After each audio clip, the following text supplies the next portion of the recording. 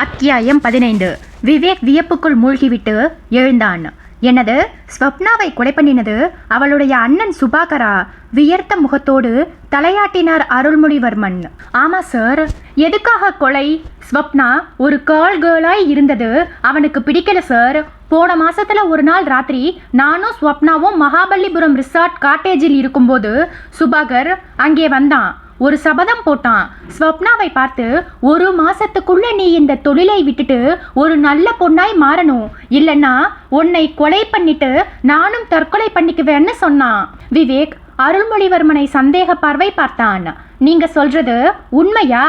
உண்மை சார். ஸ்வப்னா கொலை செய்யப்பட்ட நாள் அன்னைக்கு அந்த சுபாகர் வீட்டு வாசல்லையே தற்கொலை பண்ணிக்கிட்டது இதுக்காகத்தான். ஸ்வப்னா கற்பழிக்கப்பட்டு கொலை செய்யப்பட்டதா போஸ்ட்மார்டம் ரிப்போர்ட் சொல்லுது. ஒரு அண்ணன்காரன் அப்படி பண்ணுவானா? சார், சுபாகர் நேரடியா இந்த கொலையை பண்ணல. கூலிப்படை ஆட்களை வச்சு ஸ்வப்னாவை தீர்த்து கட்டியிருக்கான். அவங்க கற்பழிச்சிருக்கலாம் இல்லையா? ஓகே மிஸ்டர் அருள்மொழிவர்மன், நீங்க ஸ்வப்னாவை கொலை பண்ணலங்கிறத நான் ஒத்துக்கிறேன். அதே மாதிரி நீங்க சில உண்மைகளை ஒத்துக்கணும். என்ன உண்மை?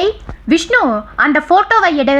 விஷ்ணு தன் ஷர்ட் பாக்கெட்டுக்குள் கையை நுழைத்து ஒரு போட்டோவை எடுத்து கொடுத்தான். அருள்மொழிவர்மன் வாங்கி பார்த்தார். போட்டோவில் ஒரு சீன முகம். இது யாரு? அருள்மொழிவர்மன் கேட்டார். இது யாருன்னு என்னையே கேக்குறீங்களா? நிஜமா இந்த ஆளை உங்களுக்கு தெரியாதா? சரி வாங்க போயிட்டு வந்துடலாம். எங்க? போலீஸ் லாக்கப்புக்கு தான். தெரியாதுன்னு அடம் பிடிக்கிறவங்களை நாங்க அங்க கூட்டிட்டு போறது தான் வழக்கம். சத்தியமா போட்டோவில் இருக்கிற இந்த ஆளை எனக்கு தெரியாது.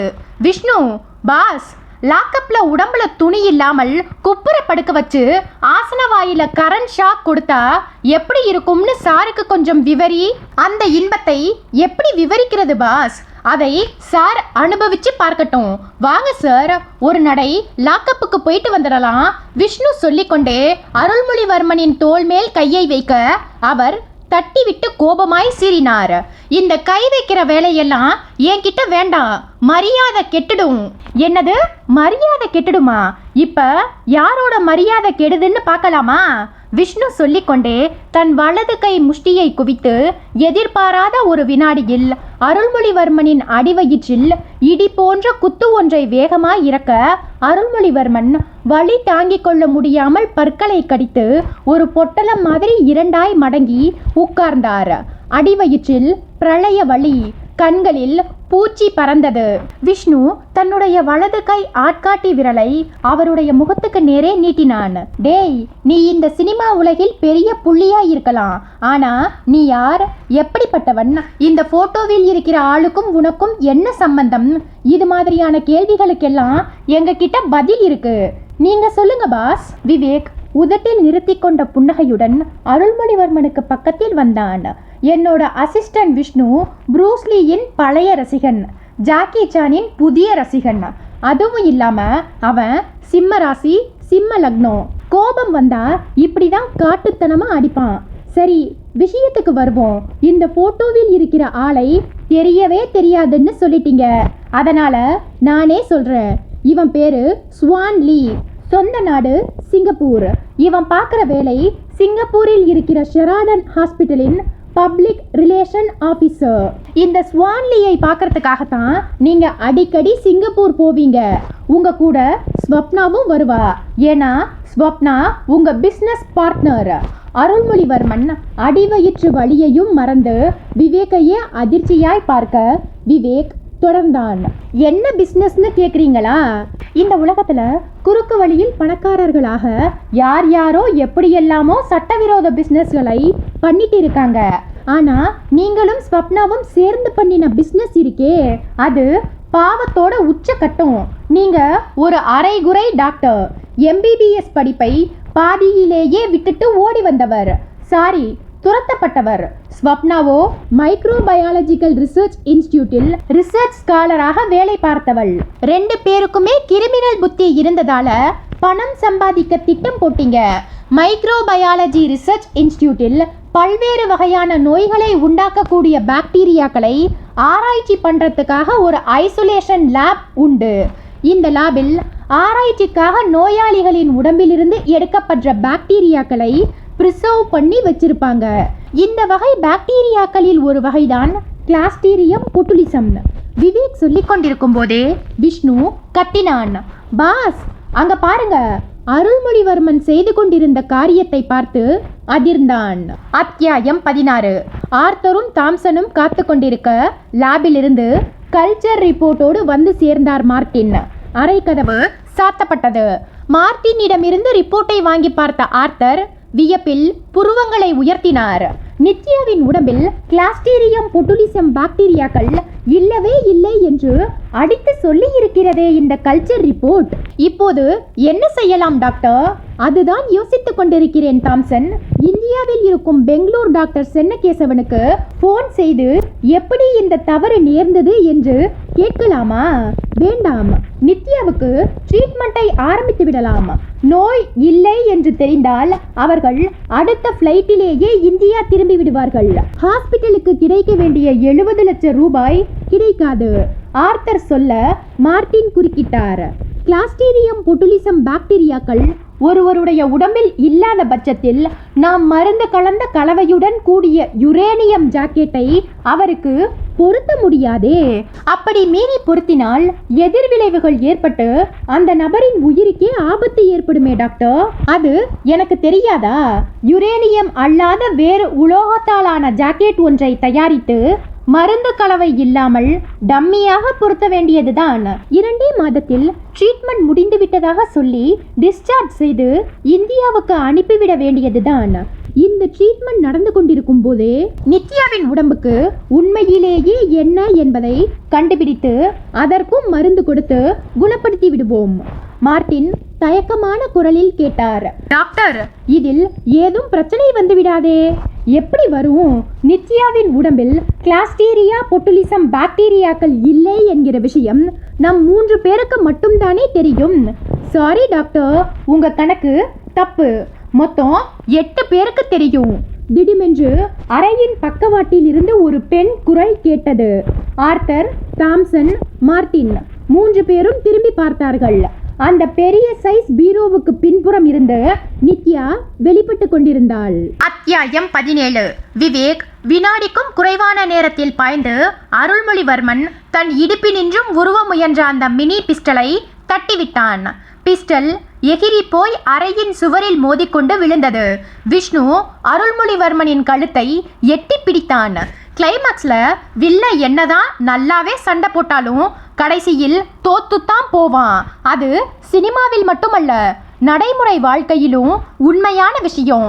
நீ இது மாதிரி ஏதாவது பண்ணுவேன்னு தான் உன்னையே கண்கொத்தி பாம்பா பார்த்துட்டு இருந்தேன். விவேக் சுவரோரமாய் கிடந்த அந்த பிஸ்டலை எடுத்துக்கொண்டு வந்தான். என்ன அருள்மொழிவர்மன், இந்த துப்பாக்கி கூட சிங்கப்பூர் மேக் மாதிரி தெரியுதே. இந்த பிஸ்டலுக்கு பெயர் டேண்டம் பிஸ்டல். ட்ரிகரை அழுத்தினால் ஒன்றன் பின் ஒன்றாக 2 தோட்டாக்கள் பாயும். நிச்சயமான மரணத்துக்கு இது உத்தரவாதம் கொடுப்பதால் இந்த வகையான டேண்டம் பிஸ்டல்களுக்கு வெளிநாடுகளில் ஏகப்பட்ட கிராக்கி. நான் சொன்ன தகவல்கள் சரியா? அருள்மொழிவர்மன் எக்கச்சக்கமாய் வியர்த்தபடி தலை குனிந்து உட்கார்ந்திருக்க விவேக் தொடர்ந்தான். 15வது அத்தியாயத்தில் பேசிட்டு இருந்ததை இந்த 17வது அத்தியாயத்தில் கண்டினியூ பண்ணலாமா? அந்த கிளாஸ்டீரியம் பொட்டுலிசம் பாக்டீரியாக்கள் ஒருவருடைய உடம்புக்குள் புகுந்து தண்டுவடம் பகுதியில் தங்கிவிட்டால் அடுத்த 6 மாதத்துக்குள் மரணம் என்பது சர்வ நிச்சயமான ஒன்று. இந்த நோய்க்கு பெயர் கிளாஸ்டீரியா. இந்த நோயை கட்டுப்படுத்தவோ அடியோடு குணப்படுத்தவோ இந்தியாவில் மருந்தும் கிடையாது, ட்ரீட்மெண்ட்டும் கிடையாது. இந்த நோய் ஒருவருக்கு வந்து ட்ரீட்மெண்ட் எடுக்க வேண்டுமென்றால் ஒன்று அமெரிக்காவுக்கோ அல்லது சிங்கப்பூருக்கோ அல்லது லண்டனுக்கோ தான் செல்ல வேண்டும். ட்ரீட்மெண்ட்டுக்கான மொத்த செலவு எவ்வளவு தெரியுமா? 70 லட்சம். இந்த நோய் ஏழைகளை தாக்கினால் டாக்டர்களுக்கு வருமானம் கிடைக்குமா? கிடைக்காது. அதே நேரத்தில் பணம் படைத்தவர்களுக்கு இந்த நோய் வருவது அரிது. இந்த இடத்தில்தான் உங்களுடைய பிசினஸ் ஆரம்பமாகிறது அருள்மொழிவர்மன். மைக்ரோ பயாலஜிக்கல் ரிசர்ச் இன்ஸ்டிடியூட்டின் லேபில் இருந்து கிளாஸ்டீரியம் பொட்டுலிசம் பாக்டீரியாக்களை திருடி கொண்டு வருவது ஸ்வப்னாவின் வேலை. லட்சக்கணக்கில் பணம் செலவழிக்க தயங்காத பணக்காரர்கள் சிட்டியில் யார் யார் என்று தேடி கண்டுபிடித்து அந்த வீட்டு வேலையாட்களை பணத்தால் வீழ்த்தி மினரல் வாட்டர் பாட்டில் மூலமாகவோ உண்ணும் உணவின் மூலமாகவோ பாக்டீரியாக்களை கலந்து அந்த வீட்டில் உள்ள ஒருவருக்கு கிளாஸ்டீரியா நோயை உண்டாக்குவது உங்களுடைய வேலை. விவேக் பேச்சை சில வினாடிகளுக்கு நிறுத்தி பிறகு தொடர்ந்தான். ஒருவருக்கு கிளாஸ்டீரியா நோய் இருக்கிறது என்று உறுதியாய் தெரிந்துவிட்டால் இந்தியாவில் உள்ள டாக்டர்கள் யாராக இருந்தாலும் சரி, அவர்கள் சிபாரிசு செய்வது ஈசி த்ரூ யூஜே ட்ரீட்மெண்ட் எனப்படும் யுரேனியம் ஜாக்கெட் ட்ரீட்மெண்ட் தான். சிபாரிசு செய்யும் டாக்டர்களுக்கு 10% கமிஷனும் உண்டு. அதாவது 7 லட்சம் ரூபாய் கமிஷன் கிடைக்கும். இந்தியாவில் இதற்காக ஒரு பெரிய நெட்வொர்க்கே உண்டு. தமிழ்நாட்டிலும் கர்நாடகாவிலும் உள்ள பெரிய பெரிய பணக்காரர்கள் யார் யார் என்பதை லிஸ்ட் செய்து நோயை பரப்புவது மட்டுமே உங்களுடைய வேலை. இதற்காக உங்களுக்கும் ஸ்வப்னாவுக்கும் கொடுக்கப்படும் கமிஷன் தொகை 20%, அதாவது 14 லட்சம். இந்த கூட்டு கொள்ளையின் தலைமையகம் இருக்கும் இடம் லண்டன் கிங்ஸ்டம் ஹாஸ்பிட்டல். சீஃப் கொள்ளைக்காரன் டாக்டர் யார் தெரியுமா? Arthur hectic. கடந்த 2 வருஷ காலத்துல யுரேனியம் ஜாக்கெட் ட்ரீட்மெண்ட் மூலம் இவர் சம்பாதித்த பணம் கோடிக்கணக்கான டாலர்களில் ஸ்விஸ் பேங்கில் தூங்கிக் கொண்டிருப்பதாக ஒரு புள்ளி விவரம். அருள்மொழிவர்மன் அயர்ந்து போய் உட்கார்ந்திருக்க விஷ்ணு இப்போது தொடர்ந்தான். இந்த உண்மையெல்லாம் எங்களுக்கு எப்படி தெரிஞ்சதுன்னு உனக்கு ஆச்சரியமா இருக்கலாம். புனிதவதி மூலமா ஸ்வப்னாவுக்கும் உனக்கும் தொடர்பு இருந்த விஷயம் எங்களுக்கு தெரிஞ்சதுமே நாங்க பண்ணின முதல் வேலை என்ன தெரியுமா? ஸ்வப்னா கடத்தப்பட்டு கொலை செய்யப்பட்ட அந்த ஒரு வாரத்துல நீ எங்க இருந்த, யார் யாரை பார்த்தன்னு கண்டுபிடிக்கிறதுக்காக உன் வீட்டு கார் டிரைவரை போலீஸ் லாக்அப்க்கு அள்ளிட்டு போனோம். 2 லாட்டி உடஞ்சதுக்கு அப்புறம் யோசிச்சு ஒவ்வொரு உண்மையா சொன்னான். அவன் சொன்னதுல ஒரு விஷயம் எங்களுக்கு உறுத்தலா பட்டுது. பழைய மகாபலிபுரம் ரோட்டில் உள்ள ஹோட்டல் மெர்சிடஸுக்கு கடந்த 1 வார காலமா நீ தினமும் போனதாகவும் அங்க தங்கியிருந்த சிங்கப்பூர் நபர் ஒருத்தரை சந்திச்சதாகவும் டிரைவர் சொன்னான். உடனே போய் அந்த சிங்கப்பூர் ஆசாமிய மடக்கணும். அவன்தான் ஸ்வான்லி. அந்த ஸ்வான்லி அவ்வளவு சுலபத்துல வாய திறக்கல. அவன் மூச்சா போற இடத்துல ஒரு உலோக கிளிப்பை மாட்டி கரண்ட் ஷாக் கொடுத்தோம். அவ்வளவுதான். தினத்தந்தியில் பத்தியா நியூஸ் போடுற மாதிரி எல்லாத்தையும் தெளிவா சொல்லிட்டான். ஸ்வப்னாவை கொலை செய்தது அவளுடைய அண்ணன் சுபாகர்னு நீ சொன்னது பொய். அவளை கொலை செய்தது நான் தான் ஸ்வான்லியே ஒத்துக்கிட்டான். அந்த கொலைக்கு நீயும் உதவி பண்ணி இருக்க. அருள்மொழிவர்மன் நைந்து போன பழைய துணியாய் மாறி இருக்க விஷ்ணு ஒரு நாற்காலியை இழுத்து போட்டுக்கொண்டு உட்கார்ந்தான். ஸ்வப்னாவை எதுக்காக தீர்த்து கட்டினீங்கன்னு கேட்டோம். ஸ்வப்னா கொஞ்ச நாளாவே பாவ புண்ணியங்களை பத்தி பேச ஆரம்பிச்சிட்டாலாம். சிட்டியில் ஆன்மீக கூட்டங்கள் எங்கே நடந்தாலும் போயிடுவாளாம். போன மாசத்துல ஒரு நாள் திடீர்னு கிளாஸ்டீரியம் பொட்டுலிசம் பாக்டீரியாக்களை லேபில் இருந்து கொண்டு வர மாட்டேன்னு ஸ்ட்ரிக்டா சொல்லிட்டாளாம். போன வாரத்துல ஒரு நாள் எதேச்சையா ராத்திரி 10 மணிக்கு மேல அவளுடைய அப்பார்ட்மெண்ட்டுக்கு நீ போயிருக்க. கதவை தட்டுறதுக்கு முன்னாடி ஏதோ பேச்சு குரல் கேட்கவும் சாவி துவாரத்துல கண்ணை வச்சு பார்த்துருக்க. ஸ்வப்னா ஒரு டேப் ரெக்கார்டரை டேபிள் மேல வச்சுக்கிட்டு பாதிரியார்கிட்ட பாவ மன்னிப்பு கேட்குற மாதிரி தான் பண்ணின தப்புக்களை எல்லாம் சொல்லி ரெக்கார்ட் பண்ணவும் கொதிச்சு போயிட்ட. அவ கேசட்டை ரெடி பண்ணிட்டு லெட்டர் எழுதிட்டு இருக்கும்போது நீ கதவை தட்டவும் ஸ்வப்னா வந்து கதவை திறந்திருக்கா. போலீஸ்ல என்னை காட்டி கொடுக்கவா பாக்குறன்னு நீ ஸ்வப்னாவை தாக்கினதில் அவ மயக்கமாயிட்டா. கேசட்டை எடுத்துக்கிட்ட நீ ஸ்வப்னா எழுதின அரைகுறை லெட்டரை எடுக்க மறந்துட்ட. அந்த ராத்திரி நேரத்துல அப்பார்ட்மெண்ட்டுக்கு வெளியே யாரும் இல்லாததுனால மயக்கமா கிடந்த ஸ்வப்னாவை காருக்கு கொண்டு வந்துட்ட. அவளை 1 வாரம் முழுக்க உன்னோட கஸ்டடியில் வச்சிருந்து அதுக்கப்புறமா அவளை தீர்த்து கட்டி ஸ்ரீபெரும்புத்தூருக்கு பக்கத்தில் இருக்கிற யூக்கலிப்டஸ் ஃபாரஸ்ட்ல கொண்டு போய் போட்டுட்ட. விஷ்ணு சொல்லி முடிக்க விவேக் தன் கையில் வைத்திருந்த டேண்டம் பிஸ்டலால் அருள்மொழிவர்மனின் தாடையை நிமிர்த்தினான். சொன்னதெல்லாம் சரிதானா? அருள்மொழிவர்மன் மௌனமாய் இருக்க விஷ்ணு மெல்ல அவனுடைய தோலை தட்டினான். ஹலோ மிஸ்டர் ஃப்ராடு, உன்னைத்தான் பாஸ் கேட்குறாரு, பதில் சொல்லு. பதில் இல்லை. பாஸ், இவன் வாயை திறக்க மாட்டான், எனக்கு பர்மிஷன் கொடுங்க. இவனுக்கும் மூச்சா போற இடத்துல கிளிப்பை மாட்டி அருள்மொழிவர்மன் திடுக்கிட்டு போய் நிமிர்ந்து அவசர குரலில் சொன்னான். நீங்க சொன்னதெல்லாம் உண்மைதான். விவேக் தன் செல்போனில் போலீஸ் கமிஷனரை தொடர்பு கொண்டான். தனியே ஒதுக்குப்புறமாய் சென்று மெல்லிய குரலில் பேசினான். சார், அருள்மொழிவர்மன் எல்லா உண்மைகளையும் ஒத்திக்கிட்டார். Case cleared. ஸ்வப்னா பேசிய அந்த கேசட்டை பறிமுதல் பண்ணிட்டீங்களா? அந்த கேசட் ஸ்வான் லீ கிட்டேயே இருந்தது சார். பறிமுதல் பண்ணி டேப் ரெக்கார்டரில் போட்டு கேட்டும் பார்த்துட்டோம். ஸ்வப்னா தான் பண்ணின தப்பையெல்லாம் சொல்லி பாவ மன்னிப்பு கேட்டிருக்கா. கேசட்ல சாம்ரி என்ற வார்த்தை இருந்ததே, அது என்னன்னு ஸ்வான் லீ கிட்ட கேட்டீங்களா மிஸ்டர் விவேக்? கேட்டேன் சார். அது அவங்க நெட்வொர்க்கோட கோட் வேர்டு. அந்த வார்த்தைக்கு முழு அர்த்தம் secret of microbiological research institute.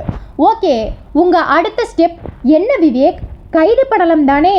உடனே கிடையாது சார். ஸ்வான்லியும் அருள்மொழிவர்மனும் கைது செய்யப்பட்டது உடனடியா வெளியுலகத்துக்கு தெரியக்கூடாது. லண்டனில் உள்ள ஆர்த்தர் ஹெக்டிக் கையும் மெய்யுமாய் பிடிபட வேண்டும். அதற்காக ஒரு சின்ன டிராமா பண்ண போகிறேன். டிராமாவா? எஸ். கங்கா குரூப்ஸ் தொழிலதிபர் கங்காதரனை உங்களுக்கு தெரியுமா சார்? நல்லாவே தெரியும். எனக்கு அவர் வேண்டியவர். அவருடைய பெண் நித்யாவையும் அந்த நித்யாவை கல்யாணம் பண்ணி கொள்ள போகிற ஈஸ்வரையும் எனக்கு தெரியும். அந்த 3 பேரிடமும் பேசி நித்யாவை ஒரு கிளாஸ்டீரியா பேஷண்டை போல் நடிக்க வைத்து என்னுடைய நண்பர் டாக்டர் சென்னகேசவன் மூலமாக லண்டனில் உள்ள கிங்டம் ஹாஸ்பிட்டலுக்கு அனுப்பி வைக்க போகிறேன். பண வெறி பிடித்த ஆர்த்தர் ஹெக்டிக்கின் சாயம் களையும் போது இன்டர்போல் போலீசார் மூலம் அவரை கைது செய்து விடலாம். இந்த திட்டம் ஒர்க் அவுட் ஆகுமா மிஸ்டர் விவேக்? வெற்றி என்றால் அது விவேக் சார். அத்தியாயம் 18. சச்சின் டெண்டுல்கர் ஆஸ்திரேலியாவுக்கு எதிராக 250 ரன்கள் எடுத்து வானத்தை நோக்கி பேட்டை உயர்த்துவதை டிவியில் பார்த்து கொண்டிருந்த விவேக் தன் செல்போன் அழைப்பதை உணர்ந்து காதுக்கு பொருத்தினான். ஹலோ விவேக் சார், நான் நித்யா ஃப்ரம் லண்டன். என்னாச்சு நித்யா? அத்தனை கருப்பு ஆடுகளும் இப்போது இன்டர்போல் வளையத்துக்குள். உனக்கு எந்த ஆபத்தும் ஏற்படலையே? நான் பீரோவுக்கு பின்னாடி இருந்து வெளிப்பட்டதும் டாக்டர்கள் ஆர்த்தர் ஹெக்டிக்கும் தாம்சனும் என்னை தாக்க முயற்சி பண்ணினாங்க. நான் கையில் வச்சிருந்த எச்சரிக்கை விசிலை ஊதியதும் அறைக்கு வெளியே சாதாரண உடையில் விசிட்டர்ஸ் போல் இருந்த இன்டர்போல் போலீசார் மின்னல் வேகத்துல உள்ள வந்துட்டாங்க. டாக்டர் ஆர்த்தர் ஹெக்டிக் பேசினதையெல்லாம் டேப் பண்ணிட்டியா? மைக்ரோ டேப் ரெக்கார்டரில் எல்லாமே கர்ப்பம். அப்பாவும் ஈஸ்வரும் எங்கே? லண்டன் பிபிசிக்கு லைவா பேட்டி கொடுத்துட்டு இருக்காங்க. விவேக் சார், பக்கத்துல விஷ்ணு இருக்காரா? அவன் இல்லாமலா? இதோ. விவேக் பக்கத்தில் உட்கார்ந்திருந்த விஷ்ணுவிடம் செல்போனை கொடுக்க அவன் வாங்கி, ஹலோ நித்யா, லண்டன் பயணம் வெற்றி போலிருக்கே என்றான். வெற்றிக்கு நீங்களும் ஒரு காரணம். மயக்கம் வர மாதிரி நடிக்கிறது எப்படின்னு சொல்லி கொடுத்தீங்க. கடைவாயில் ரத்தம் வழிகிறது, தத்ரூபமா இருக்கணுங்கிறதுக்காக ஏதோ ஒரு சிவப்பு மாத்திரையை வாயில் போட்டு கடிக்க சொன்னீங்க. என்னை ஒரு பேஷண்டாவே மாத்திட்ட உங்களுக்கு நன்றி. வெறும் நன்றி தானா? வேற என்ன வேணும் உங்களுக்கு? சொன்னா தப்பா நினைச்சிக்க மாட்டீங்களே? இல்ல, சொல்லுங்க. உங்களை மாதிரியே அழகான, உங்களை மாதிரியே வசதியான, உங்களை மாதிரியே புத்திசாலித்தனமான பொண்ணு யாராவது உங்க சொந்தத்துல இருந்தா சொல்லுங்க. ஒரு பைசா கூட வரதட்சணை வாங்காம கல்யாணம் பண்ணிக்கிறேன். உங்களை ஒரு வார்த்தை சொல்லி திட்டட்டுமா? திட்டுங்க. அட பாவி,